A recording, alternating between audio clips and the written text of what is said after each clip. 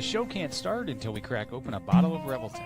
Whether it's their crisp, clean vodka, the bold spice of their rye whiskey, the rich smoothness of bourbon, or the original honey whiskey that started it all, every pour is a taste of craft and passion straight from the heart of Iowa. So pour yourself a drink, settle in, and get ready to relax, laugh, and enjoy the show.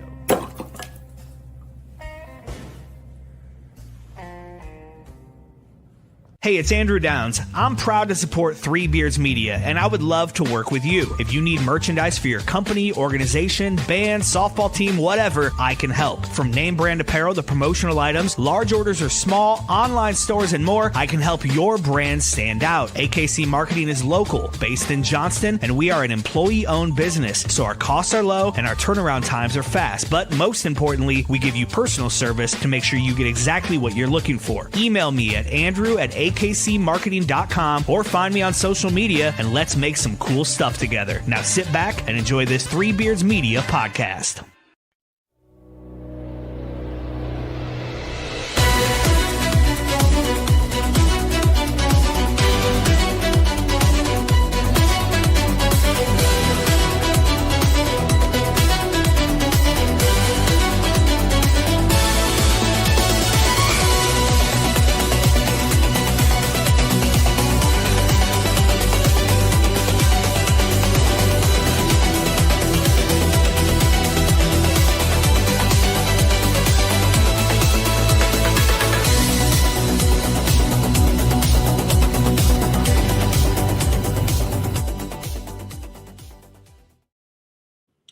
Good evening, everyone. Welcome to another edition of Locks and Longshots. Back after a couple of week hiatus here.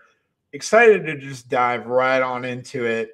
College football playoffs, the NFL push to the playoffs.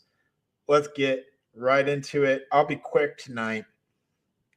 College football playoffs, Friday night, Oklahoma, Alabama. These two teams already played. Oklahoma already came out on top at Alabama. Now the scripts are flipped.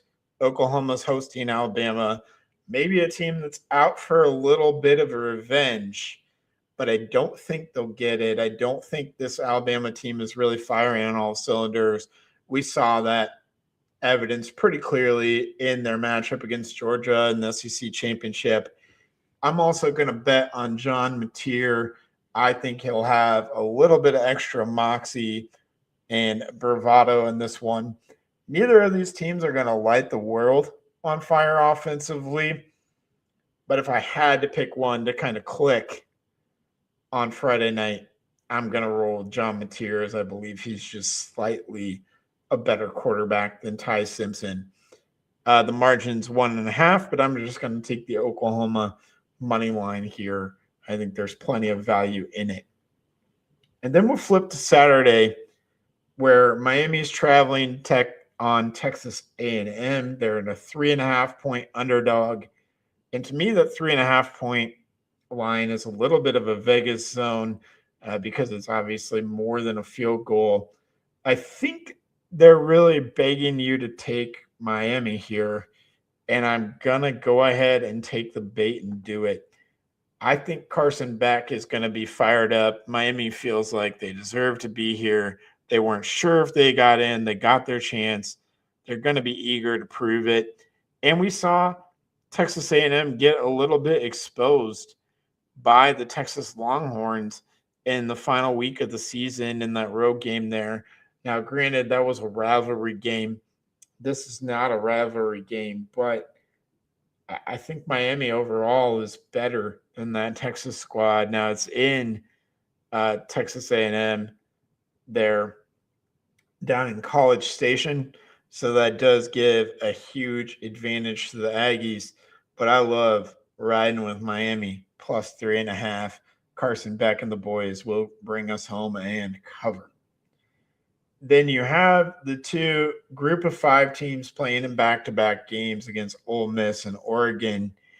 And Tulane, I think, is the one that can probably stick a little bit closer in the game, show a little bit more. Now, Tulane played Ole Miss, and it was a blowout earlier this year. I believe it ended up being 45-10, but I think that was earlier in the year.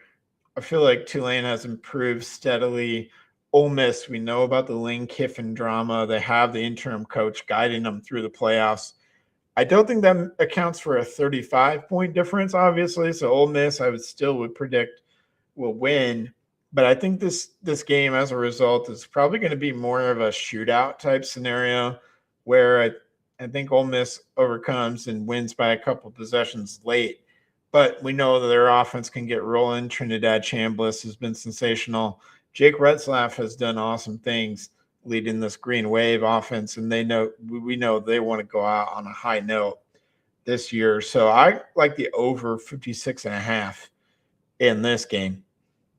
And then James Madison taking on Oregon.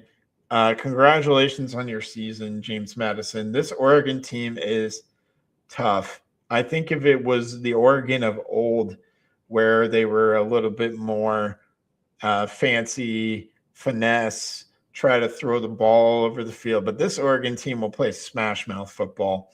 They will try to run the ball heavily. They will be physical on defense. Just an extremely physical team, not a finesse team at all. They're favored by 21. I think they're going to do every bit of their part to cover that. So I love taking the Oregon Ducks in this scenario with Lanning and Dante Moore kind of leading the way there. So we'll flip to the NFL now. And like I said, playoff push. And a lot of teams fighting for seeding. And two of those teams fighting for seeding are the Seahawks and the Rams on Thursday Night Football. The Rams come into this one a little bit banged up. Obviously, the Devontae Adams injury being a significant one. Now, they still have Puka Nacua and also Sam Darnold. Who knows what you're going to get from them. But the Seahawks have kind of run this division more or less this year. And I think they have a big, big advantage in this Thursday night game at home. I don't love it, but I'm rolling with Sam Darnold and the Seahawks on the money line. They're 1.5-point favorite. I got to give them the credit. Now, Stafford's playing at an MVP level. In fact, might be the MVP if the season ended today. But I think overall team, you got to give it to Seattle. Ride with the Seahawks money line. And then we look to Sunday. Eagles taking on the Commanders. They're a 6.5-point favorite. Jaden Daniels has been shut down for the year. The Eagles have been struggling, but I think this is a perfect get-right spot against a team in the Commanders that's really just looking to shut it down, come back healthy, come back better next year. Eagles only a touchdown favorite on the road, 6.5-point favorite. I think a struggling Eagles team, this is just the elixir that they need. Hurts is going to get it rolling after his poor outing last week. Eagles 6.5. I'm all over them. And then the Patriots are going on the road against a desperate Ravens team that has been extremely up and down. The Patriots got things handed to them a little bit last week against the Buffalo Bills, and they will be looking to bounce back in a big way. Drake May is probably second in the MVP odds at this point in time. It depends on where you look. They're slightly an underdog here, so I think there's a lot of value in taking the Patriots on the money line. And then also, as we've done before this season, Drake May props have been good to us. Drake May over passing yards, Drake May over touchdowns will be a couple of really good bets, I think, against a Ravens team that has shown to be a little bit porous defensively. Look for Drake May to kind of make a late season MVP push. So I've said this earlier on earlier podcasts, go sprinkle a little money on Drake May MVP. I think with him still being plus odds for the MVP, it's worth it. He may not win. It may go to Stafford. It may go to Josh Allen.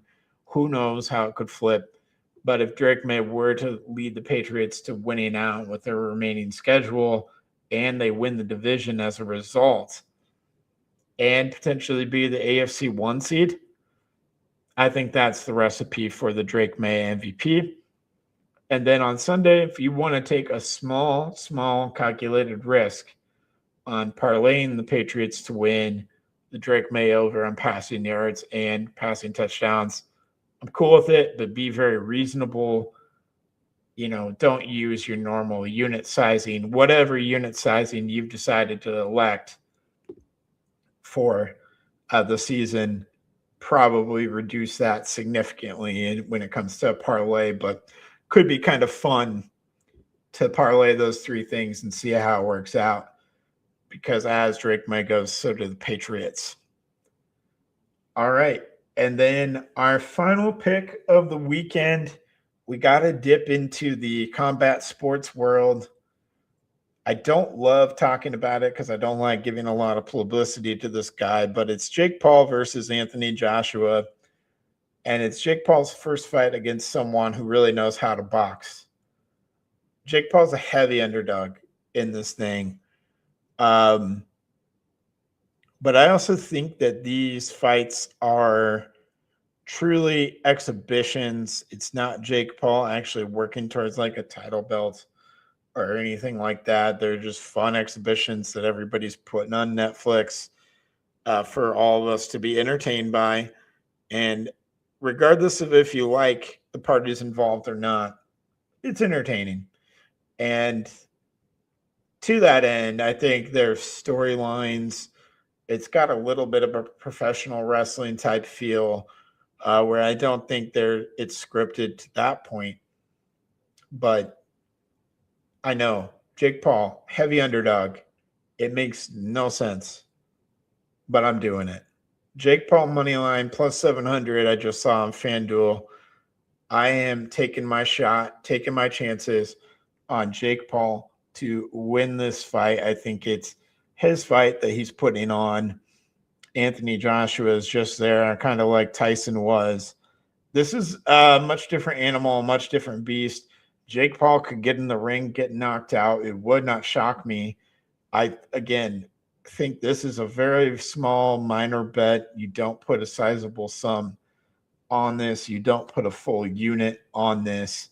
I'm not going to prescribe to you how much money to put on this. I wouldn't bet it with a ton of confidence and bravado. I just think there's maybe a narrative angle here from, oh, Jake Paul, the underdog, overcame against a real boxer for the first time in his career.